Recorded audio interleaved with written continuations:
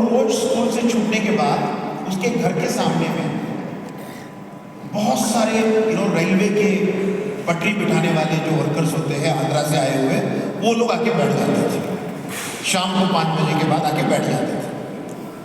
वो आती थी, अपनी बैग रखती थी, एक गिलास पानी पीती थी, चाय भी नहीं। चाय भी उसको खुद को बनाना पड़ेगा। उस जमाने में कोई ऐसा हाउसकीपर या खाना बनाने वाला तो कोई होता नहीं था। तो वो 5 बजे पानी पीती थी और आके बाहर बैठ जाती थी, घर के बाहर।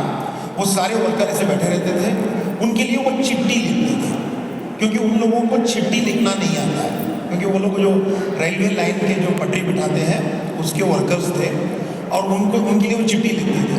शायद आप लोगों को मालूम होगा, उस जमाने में वो रिप्लाई पोस्ट कार्ड करके एक आता था। 15 पैसे का एक पोस्ट कार्ड होता था और एक रिप्लाई पोस्ट कार्ड होता था, और उसमें रिप्लाई पोस्ट कार्ड में वो अपनी पता लिखती थी, क्योंकि रेलवे के वर्कर्स जो होते हैं उनके पास कोई पोस्टल एड्रेस नहीं होता।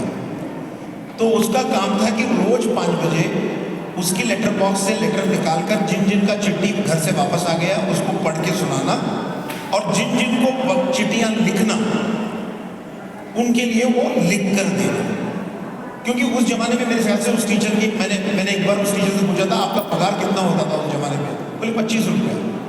तो 25 रुपये में वो पढ़ाती तो वो बेचारी किसको क्या देगी वो।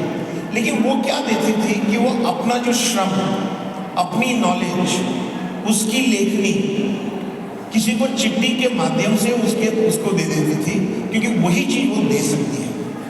और ये मेरे लिए एक अच्छे इंसान बनने का परिभाषा है।